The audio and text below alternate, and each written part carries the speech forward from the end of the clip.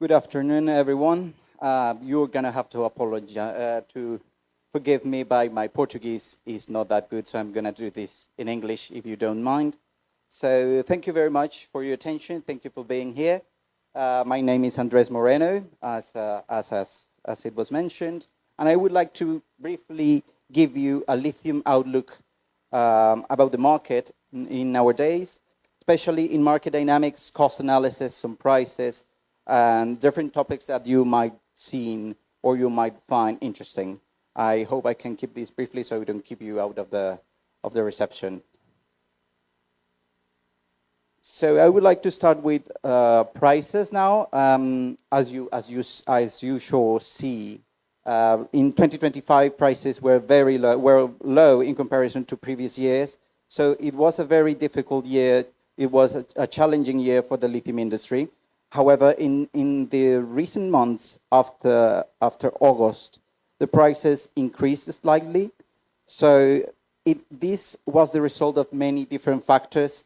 It was a combination, it was a triggering of different fundamentals, most of them coming from China, but not also that country, but also coming from Zimbabwe and other operators in Australia as well. So the main thing I would like to point out here is, for example, the 9th of August, cattle suspended Yanxiawo mine. As you might have heard, this was very impactful in the price in terms of rumors.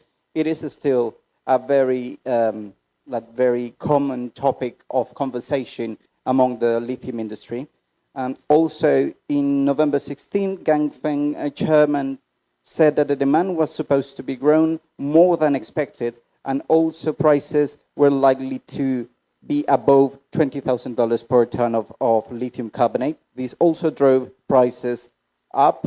And in February, in Zimbabwe, we saw some bans about exporting raw materials, and this also drove some price increases. So as you see, in 2025, prices were higher because many factors, most of them coming from China, but all of them interrelated to have the prices we have now.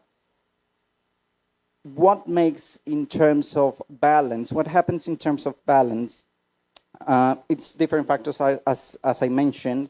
They continue from one side, we have the upwards price pressure, which is the continued lepidolite disruption of supply from one side. We also have delayed on response of some Australian assets that are currently in care and maintenance, and they're not online. They were supposed to be online by now, but they're not working at the moment. We also see some low inventory levels. Some of the producers are stockpiling some of the material, so these drive prices up. We have a strong energy storage demand. As Jimena mentioned before, this is a very interesting industry that is getting more attention now, and probably most of the demand, or a big part of the demand, is going to be driven by this kind of technology. On the other side, we have the downward price. So if Chinese lepidolite operations start operating again, these will push pressures down again. The acceleration in supply from Africa, from some Zimbabwean assets, and also some assets from Mali, could drive prices lower, as well as the demand destruction and probably poor numbers from the EV industry in terms of sales. This could also destroy a little bit the demand and could also lead to lower prices. So as you see, it's a very dynamic market at the moment, and this is causing a lot of volatility. But as Project Blue, what do we expect in the short term, medium term, and long term? So in the short term, as prices exceeded last month $25,000 per ton of carbonate, we see that part of the inventory is still being stockpiled, and also some of the producers are intending to be in DSO operation again. So probably this is going to drive prices even more in the near time, but also this is going to have a response from market, an oversupply, and this is going to cause probably a movement downward in quarter 3, but also is going to result in an upward movement in quarter 4 as a rebound, as it's normal in every market. For the medium term, 3 to 5 years, the oversupply that we're seeing here and we're going to see in the next term is probably going to drive prices even lower. So we're going to be seeing prices around 15,000. That's what we expect to have in 2027 and 28. And in the long term, 5+ years, we're going to see probably that the Chinese market is going to stabilize around $20,000 per ton of lithium carbonate. And this is going to be balanced out because of the demand for one side from all the industries that are demanding lithium at the moment as electric vehicles and the other energy storage systems. But also many of the operators that see this price now as an opportunity, they're going to start and looking for operating at the near future. So this is going to be the balance that probably we're going to see in the long term. Now, in terms of the demand, the supply, the lithium mine supply is forecasted to grow at 6.5% in the next 10 years. It's going to be driven by different factors. Most of that is driven by the different investments that we are seeing now in Africa, in South America, and also in Asia. They're going to grow 5.4%, 10.6%, and 11.6% respectively. As you see here, probably this is our expectancy.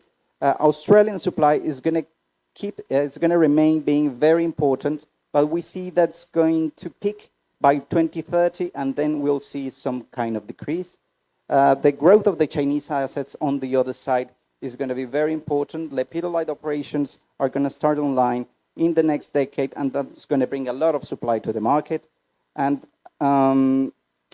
the spodumene market is going to be the most important one.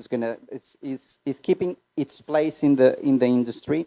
Lepidolite is going to be still the second most common source for mineral concentrates, and we see that zinwaldite and petalite can be important as well. They can account for 2 or 2.2% of the market, but these sources are going to be more focused on other kind of industries as ceramics, as glass, and other kinds of uses that we're going to see in the future. In case of demand, I already touched this topic a little bit. So it's going to grow. What we expect it's about to grow 8.5%, mostly driven by the battery industry. Also, some of the glass ceramics, but this is going to be very small as we expected. As we see in many of the chemistries in the lithium industry for batteries, the main use at the moment is LFP, lithium ferrophosphate. This is fed by lithium carbonates. We expect to be the most important compound for the next at least 10 years. Many of the battery energy systems are fed, are made by these batteries because they have a maturity, that this technology is already mature enough to be reliable. It's also 40% less expensive than other chemistries in batteries, and it is as well very durable. So as this industry is very capex intensive, probably the LFP battery is going to be the most demanded, and lithium carbonate is going to be the next, or it's going to keep its place as the main product for lithium. You see that it may be in 2030, in 2036, the lithium carbonate share is going to reduce. That's probably because some of the new chemistries are going to be important. So lithium hydroxide is going to be bigger now, and other chemistries, let's say sodium batteries and other players in the market could be important as well. So this is about to be seen. Of course, this is new technology, the sodium batteries. So we're going to see where it leads. At the moment, it's very early development in China. So we are not quite sure where it could lead. But you can see more information in the report that Jimena mentioned before. Now, in terms of costs and the refining lithium assets, this is their refining cost curve. So the lower end of the curve is mainly based on lithium brines. These are in Argentina and Chile. These are the low-cost operations at the moment. The central part is mainly based on spodumene concentrators and lithium carbonate refineries, and the top end is made of lepidolite operations, most of them non-integrated. The main driver for cost at the moment are feedstock cost and royalties. Why that? Well, because of prices. Prices drive feedstock costs for not integrated refineries even higher, and also royalties are impacted directly if prices are a bit higher, of course. Another topic that we found interesting now is that sulfuric acid, that tends to be very important for refineries, is not very impactful at the moment. We expect it to be at the beginning of the crisis in the Middle East, but many of the refineries were already stocking some of the sulfuric acid. So the inflation cost, but increases in the increases of sulfuric acid is not seen yet. However, when the stockpile, when the material is already used, we might see some delay in the cost increments because of this important component for the refining operation. But here, I would like to show you here the spodumene cost curve for 2026, so which is the most, I would say, the most interesting here in our location. So as you see, is basically divided in halves. The lower half is the spodumene concentrator. So most of them Australian now at the moment. This is the 2026 curve. Also, we see some China operations as well, some spodumene, some integrated operations. The green bars are lepidolite operations as well. And at the top end, we see the lepidolite operations, which are not integrated. At the current price, 89% of the production is profitable, which is great, but it's huge compared to the 67% that we saw last year with prices when we were lower. But what can we say about the Brazilian operations?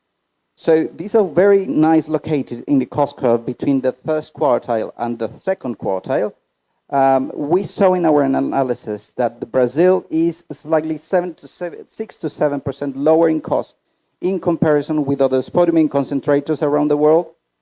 This is why, this is because concentrator cost here is slightly lower. Royalties impact in a lower way here in comparison with other spodumene operators, most of them in Australia. And also we see that the mine cost, is more or less the same, but the drivers in this case are different. For Brazil, the biggest drivers for mining cost are diesel and consumables, but for the rest of the world are labor. So here we see this slight difference and this possibility of being risky in the future, but let me expand more shortly. Another thing that we found very curious is that realization, in other words, transportation cost here is slightly more expensive. So this is important because it could be an opportunity as well.